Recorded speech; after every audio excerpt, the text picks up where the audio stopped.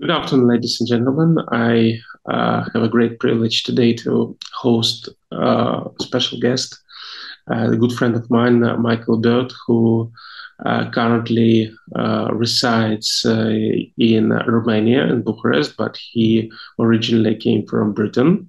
He visited on different occasions Ukraine. He supported Ukraine. He volunteered for Ukrainian refugees when the full-scale Russian invasion started back in February last year.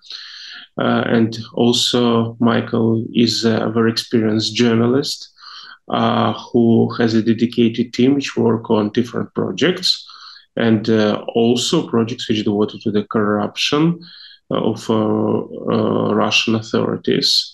And their crimes on occupied territories. So, Michael, thank you very much for joining us today. Thank you. So, Michael, let's start with, let's say, the cultural aspects. You came from Britain. You still work for different media outlets in Britain, United States. You live in Romania, in Eastern Europe. So what is the main difference between Western Europe and, let's say, the Britain, which represents, let's say, an age of, let's say, Western Europe, yeah, and Eastern Europe? What, let's say, practical difference do you see? Because we understand there is a cultural difference, but practical difference in terms of, let's say, life understanding, moral, with the way things happen, etc. Please. Well, I don't think there's a huge difference. Mm-hmm. And I think a lot of I don't think there's a kind of, there is a difference in the kind of people that are in different parts of Europe. Mm-hmm. What I think's interesting now is in the past, there was this notion that you had Western Europe, which was sort of civilized and kind of, forward and advanced, and Eastern Europe, which was somehow backward. This was this kind of cliche that used to exist in the past.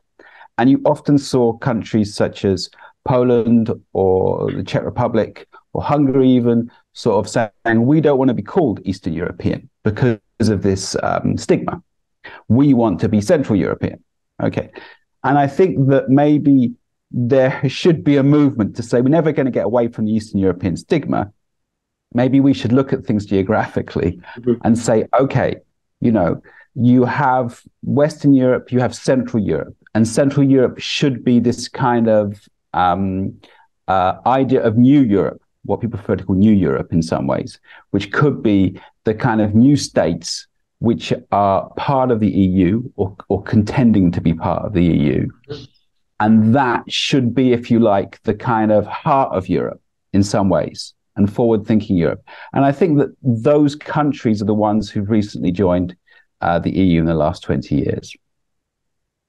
Michael, let's talk about double moral, which actually I find very serious, especially in Western Europe. I will give you an example.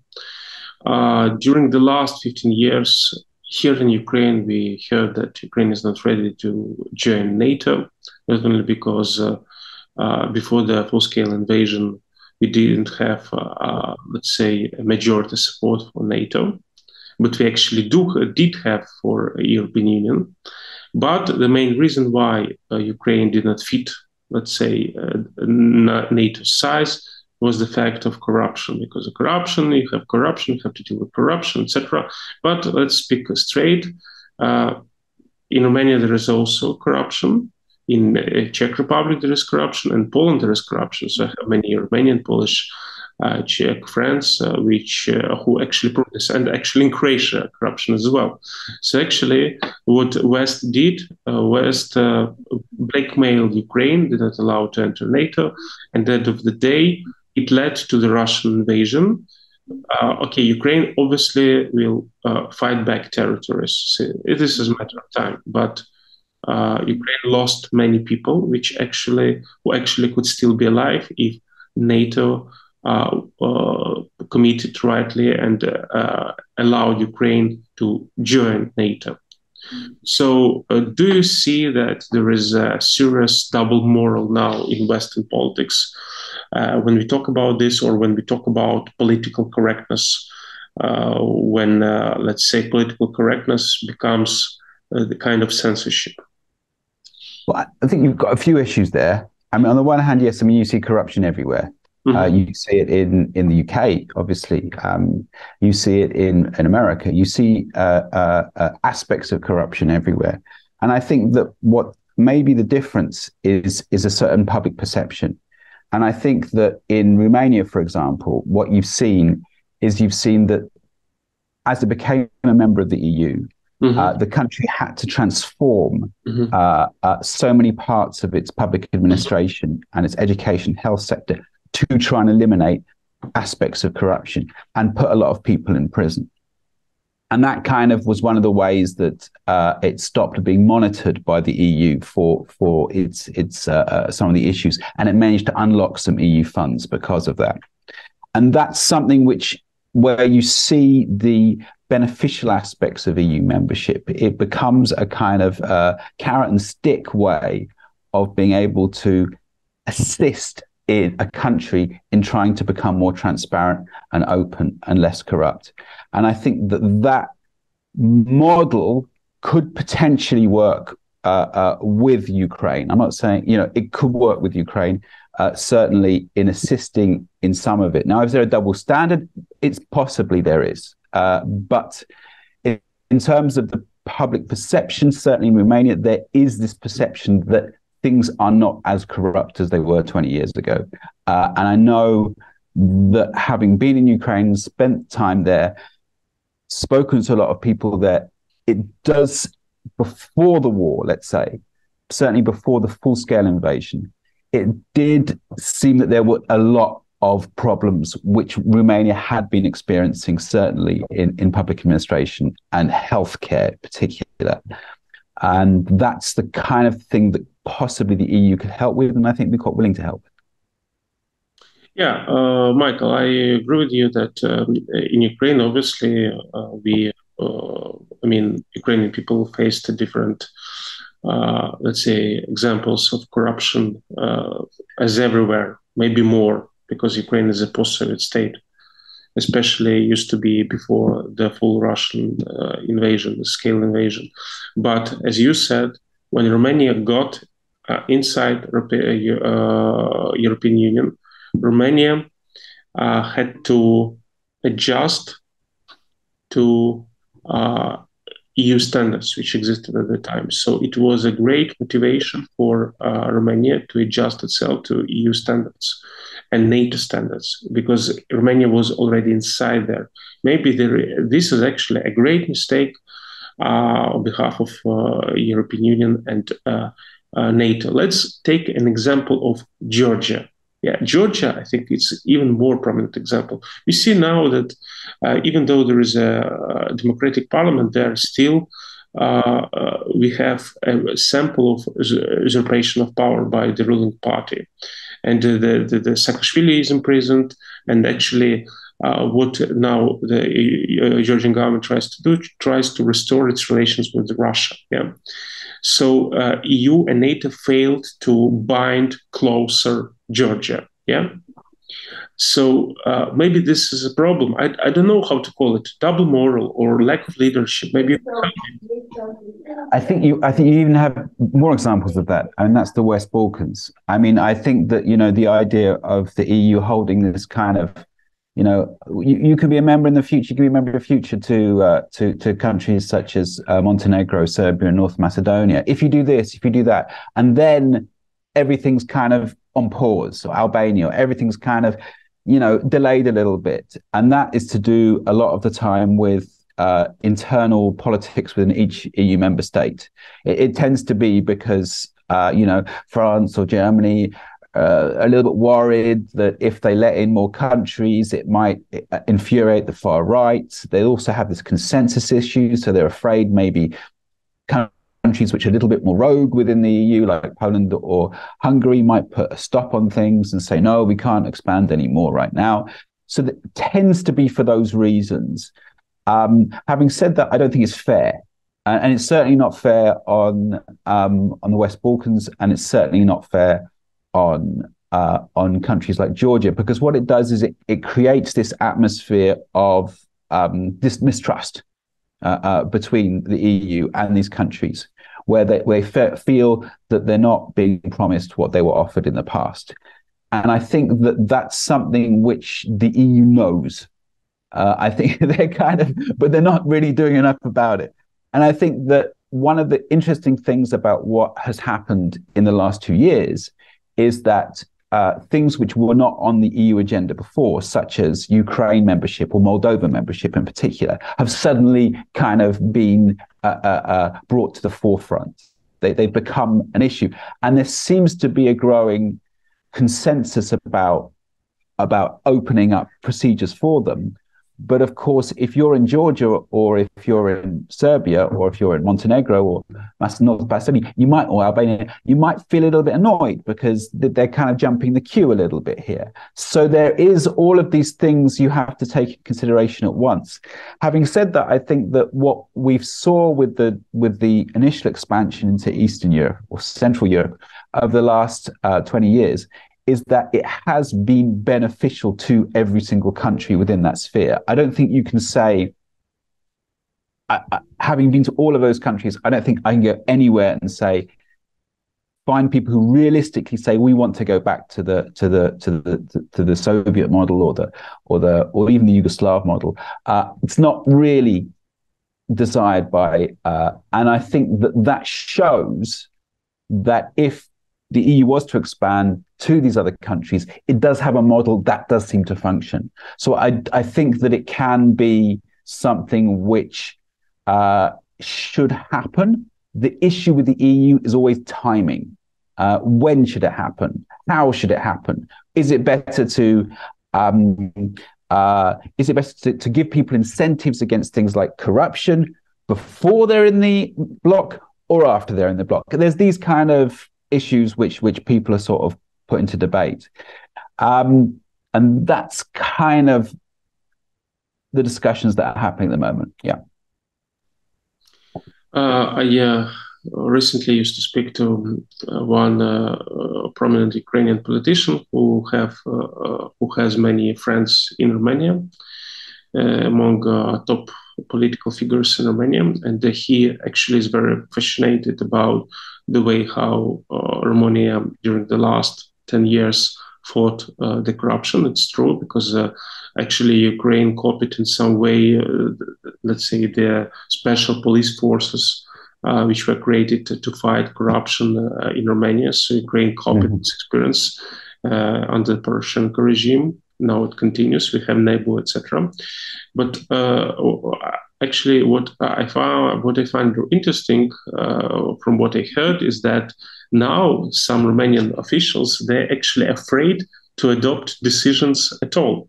So what they're trying to do, they try to postpone, or they try to pass this decision to some other official, like hot pastry, because they're afraid of adopting decision, because at the end of the day, they will be scrutinized by special police anti-corruption forces, which will try to find, let's say, a lips of corruption there. Yeah.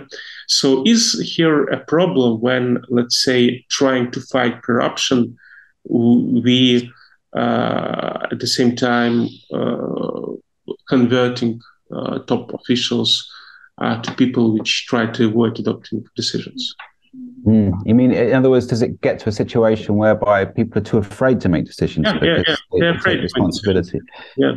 It might, I mean, in some cases it might be the situation, but I think in that, what that needs is, it needs transparency. It needs, if you like, people to come out and say that, and to sort of have an open discussion about these issues. Look, and I think that there should be a forum for people to be able to say that. And that's an indication of a democracy. It's like, okay, you could go in the whole other direction whereby you become completely zero tolerance for all forms of corruption. Okay, well then let's have a discussion about whether or not we're going in that direction. And that way you show that you have an open society. That way you show that people are not afraid to speak out. And I think that's probably an example of what you said, where hopefully things are going to. they're kind of leading to that area at the moment. I hope so, but it's not perfect on anyway. I read an article in a recent volume of Foreign Affairs, a very prominent journal, you know, this which let's say is very popular not among ordinary people but among elite, who adopt decisions. And the author states that unfortunately now we have more divided world than we used to have. So obviously, being an Ukrainian and you being a British, but residing in Romania, we look on the world through the lens of, for instance, Russian invasion into Ukraine, the future of European Union, the future of, let's say, Brexit or proposed Brexit, etc. Or what will happen in the United States in case Biden loses the elections.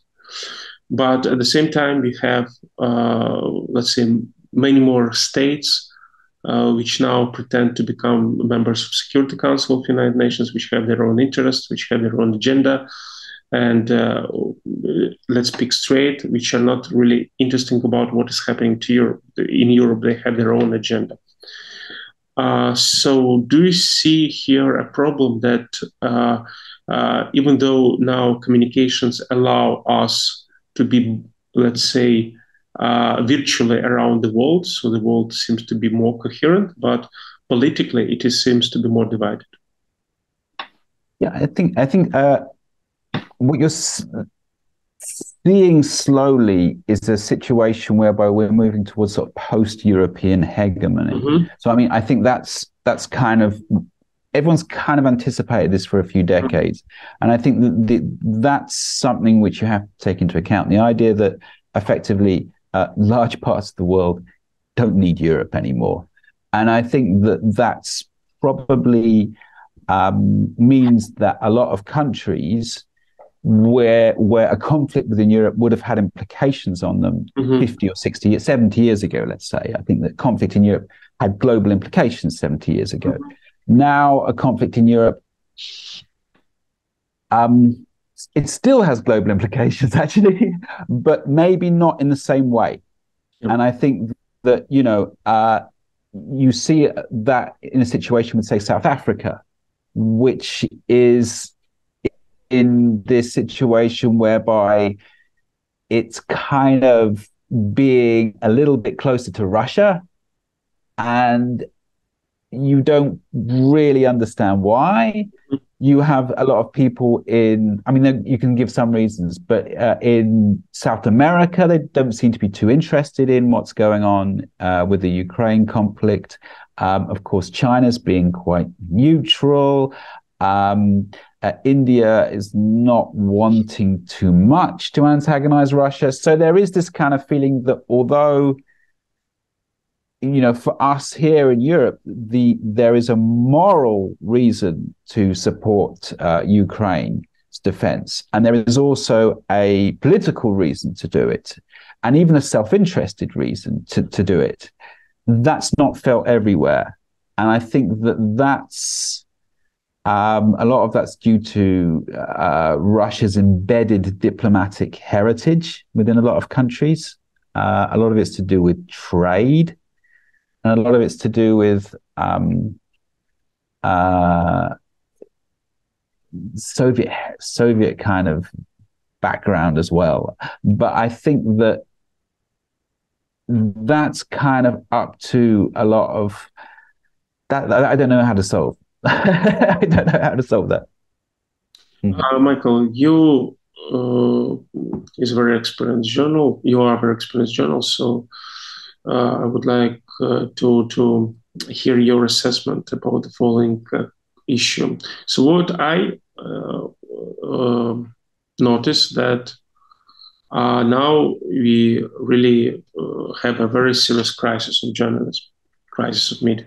First of all, because of the general level of knowledge of journalists and very low level access for profession. Because before, if you want to be a journalist, at least you had to have education, There were less media, so there was a bigger selection. Now, many people can access journalism across the board. So you see, if you look, let's say, to Times now and Times 50 years ago, it's two different newspapers. And it's not only about time, etc., etc. So there is an old-fashioned expression, he who pays the piper calls the tune. So eventually journalists now rely either on, let's say, businessmen, oligarchs, not only in Ukraine, let's say Italy. Berlusconi, who passed away, he owned several media outlets. Or they rely on ideology, they rely on state. So eventually journalists seem to have, let's say, lack of freedom, that eventually journalists lose their objectivity, so they become very tendencies. So and also, let's say, they even depend upon public, because if public demand hate speech, then journalists have to pursue hate speech, you know. So what to do in this situation? How to restore media freedom, because it deals with public safety eventually. I think that what's happened, like 15 years ago, there was a sort of rise of citizen journalism, and there was a rise in crowdfunded journalism. New forms of journalism are coming out. There's a lot of, it was usually very personal based, a lot about kind of bloggers and people going to places with cameras and filming and saying, look, I'm in a funny place. Look what's going on here. Isn't it crazy? And I think that in some ways that was good, because it broke down the kind of barriers that journalism had before. It kind of created new modes of expression. It created new media, which was very good in some ways. In other ways, it kind of made a lot of professionals question whether or not they were doing their jobs properly, because they weren't getting through to enough people, that they maybe were stuck in the same jobs for 20 years. It made them actually question a lot of the assumptions they had about the profession, which was good. I think that what's happened since is that there's been a kind of realignment. And what you've seen is a lot of the brands which were kind of under threat 10, 15 years ago have now found business models which are functional, particularly the big ones in America, like the Washington Post or the New York Times in particular, say, or even the Times in the UK. So, I mean, these kind of things there's been a certain realignment now. I think that the problem that you have is a problem that has always existed, which is the fact that, you know, journalists are badly paid, always been badly paid. And, you know, how can they top up their income, you know, has been a problem which we've certainly seen in a lot of countries. And I think that's still with us. And I don't really know how that's going to change. I think that what you need is a kind of transparent revenue streams, so transparent forms of financing for journalism. That's essentially what you need. Either crowd-funded or you make it clear who's financing projects and that kind of thing. I think that's the only way you can do it. And I think that, you know, some people might not be happy with who's financing you, but then you can have that debate. You can say, look, okay. I mean, I've had that debate where I've done a project before where it was financed by the Open Society. And of course, some people jumped on it and said, oh, you're financed by George Soros, whatever. But, you know, we were clear about that. It was easy to find out. So it's not, the issue is not essentially, the issue again is going back to transparency. That's the sort of essential part of everything you do within your profession. Michael, thank you very much for this interview. I really grateful for this interview, for the time you spent, and I hope that in the future we also have such interesting interviews. And for our audience, I would like to remind that today we had Michael Bьорд, a very prominent British journalist who now reside in Romania, and who is working with his international team on different projects Actually, you can Google it or find on Mr. Bьord's LinkedIn, and it's really very interesting and high-class research and high-class investigation attacks. It's true. So thank you very much. Maybe it was a sign that we met each other in the bookstore, because let's say from your level of journalism, it is obvious that the bookstore is a very important place for you. Thank you very much, Mike. Yeah, thanks very much. Okay, have a great day.